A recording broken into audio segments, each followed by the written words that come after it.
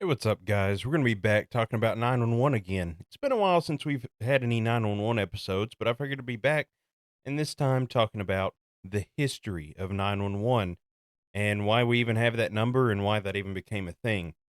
So, to start off, we're going to go back to 1935 in London. That'll be around the same time the first emergency call or first emergency center was established. It was due to an event on November 10th, 1935. Five women died in a fire because the neighbor that called couldn't get a hold of the operator. The reason she couldn't get a hold of the operator is because you would dial zero and wait. You would wait because if the lines were busy with other people calling in, chat lines, long distance phone calls, anything of that nature, you would have to wait for the operator to be available and then transfer your call to where it needed to be. So, from that one incident, they realized they needed an emergency number to call for emergencies that someone was dedicated for emergencies only. And the number they came up with there in London was 999.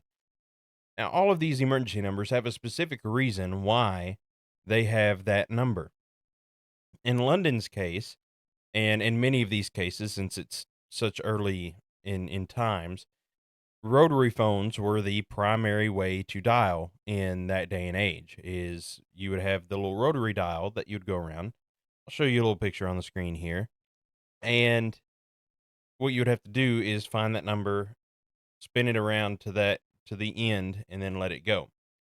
Now, in the way that UK and London phones worked is 9 was the closest to the end point. So 9 was the quickest number to dial, and it was also the easiest to find if you were in dark, smoky, or emergency conditions. You could find the little end knob there and go down one, and you would find the 9. So that's the reason they came up with 999 in that area. And it's purely just to for ease of use there.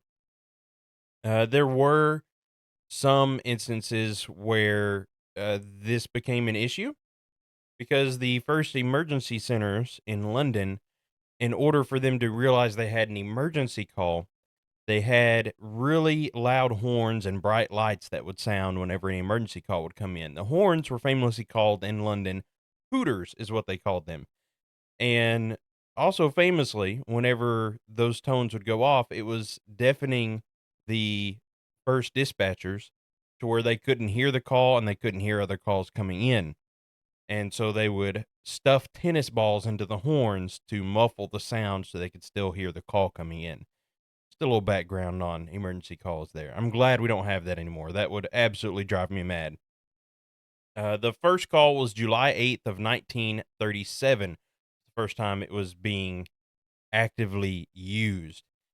A woman named Mrs. Beard called to report a cat burglar. The guy was caught and the system was a hit. So from that point on, people regularly use 999 instead of calling the local jurisdiction. And they would use that to be immediately connected to whatever it was. Now, the U.S., I don't want to hear any American jokes, okay? I don't care. Put them in the comments. I don't care. But it took 30 years from the point the UK and London implemented that for the US to actually catch on. And it took a specific incident that was well documented in order for that to happen. In 1964, the murder of Kitty Genovese in Queens, I'm sorry if I didn't say that name correctly, but reports claim that dozens of people heard her cries but didn't know who to call. And that was because so many people didn't readily know the local number to law enforcement or to help at that time.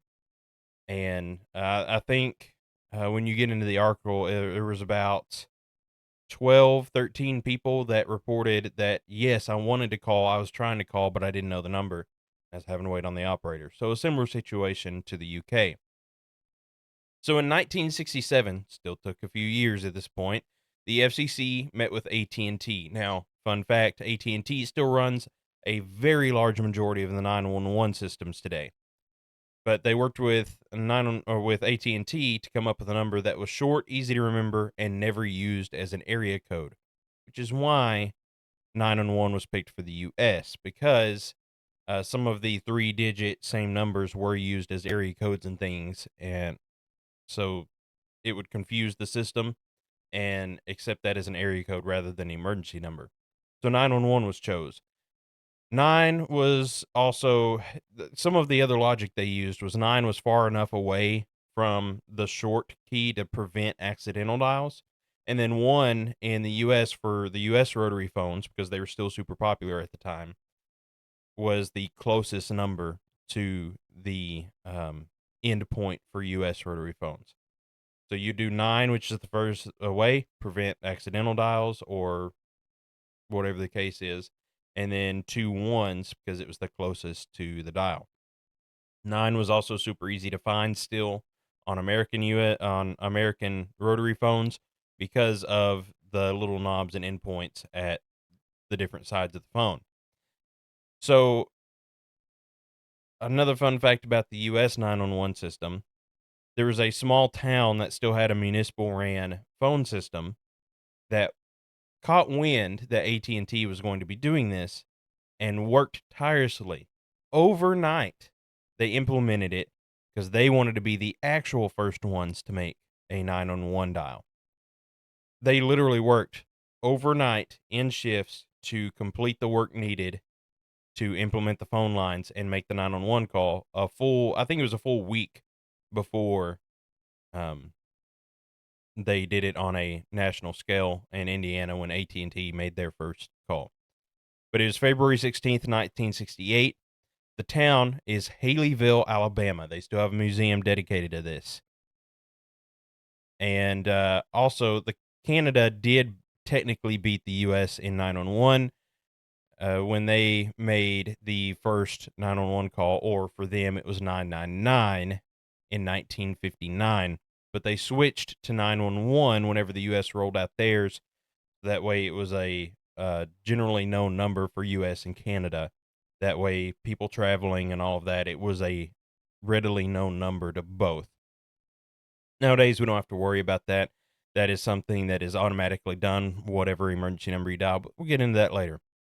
So you have different numbers around the world, actually. Europe, the standard in the EU started in 1991, or it was standardized in 1991 as 112, and it would find the local emergency number for any location. That was the first time that it was actually programmed that it would be the emergency number for any location. So you could go to any location in the EU and it would automatically dial the closest jurisdiction service. And now that we're still talking about landlines at this point. Australia introduced 000 in 1961. And on the Australian rotary phones, the reason it was 0 instead of 9, because 0 was actually the closest point to the end point in rotary phones there. And then in New Zealand in 1958, they adopted 111. And their pulse style phones inverted signals that the rest of the world used, and in the UK. So the 1 sent the same signal as the 9. So that's why they chose that. Not necessarily for the closeness to the endpoint on rotary phones or anything, but the 1 was the same electronic signal as the 9 in the UK. Because, everything in New Zealand is upside down. Anyway. But looking into this history, we really are lucky to how 911 has evolved. Nowadays, if you dial any of those emergency numbers, and in most parts of the world, I'm not going to say every part because there are still parts of the world that don't have 911 services, of course. But and most of your I probably have a better word for this, but most of your advanced civilizations that have mobile dialing, landlines, VoIP phones, all of that. When you dial any of those emergency numbers, the one that it'll automatically convert that into the emergency call for that location. So if you're from the UK and you're used to 999 or 112 for the EU standard, you could come to the US and dial that number, and your mobile phone or the phones here in the US would automatically detect that as an emergency number and automatically dial you to emergency services. Now, I believe it was in the 90s is when we first saw the emergence of GPS activations or enhanced 911. E911 is what a lot of people use.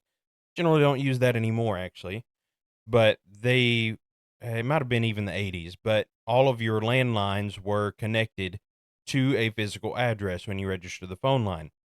So eventually it got to the point to where they would work with the phone companies to get those locations. So that way, whenever they called into 911, they would have the physical address for that location. Now, this was really during the emergence of computers being used in dispatch centers, because that's what would automatically pull that address information. So we started to become really advanced at that point, but we did need computers to be implemented in all the systems to be able to use that. Nowadays, we're working on and still rolling it out to certain places across the US and in Europe. But now we use something called NG911. What it stands for is they've named it Next Generation 911. So what that is where you get live location information even from cell phones. Now, any dispatcher will tell you that it's not still not always accurate. Ours is even only guaranteed to within 100 yards if it goes to phase two. We've talked about this before, but what phase two is you have to remain on the line for a certain amount of time and it'll roll over to phase two information where we get extra information from your call and from your phone's SIM card, or if you're using like a landline VoIP phone or something. VoIP phones also still really confuse 911 systems and can show you in the middle of a lake when you're calling from a business. So that's one of the main reasons you still need to always lead with your address when you call 911, but we're working to enhance that and make it better. I say we, but 911 in general and the people that are in charge of that, including AT&T. Like I said, they still work on most of the 911 lines nowadays. But I hope you enjoyed this insight into the history of 911. Um, it's just informative, fun. Do you need to know this? Probably not, but hey, it's cool to know. Now you have a new lame party trick that you can bring out. If you enjoyed, please be sure to like, subscribe, even share or comment. It really does help. The YouTube algorithm nowadays is a little wonky, so anything you can do to help out is greatly appreciated. I hope to have more episodes as we go further. If there's something you want to know specifically about 911 or emergency services, please comment and let me know. And if you're in emergency services, comment and let me know. Does your center have the enhanced or the new generation mapping to where you can see people's locations after you go to phase two? I know not every center has it. If you work in one of those small centers that doesn't have that yet, reach out. I want to talk to you. I want to know what it's all about and what you still use. But that'll be it for this video, guys. Again, I hope you enjoyed, and we'll see you on the next one.